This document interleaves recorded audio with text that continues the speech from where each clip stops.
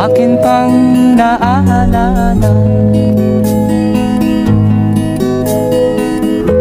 Noong si ama'y nabubuhay pa, ang sabi niya'y Freddy, mag-aral kang mabuti, tulungan mo ang iyong sarili. Ang nais niya'y hindi nasunod,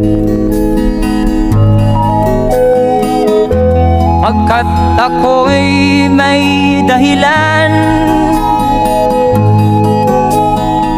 Ang nais ko'y umawit, tumugtog ng gitara,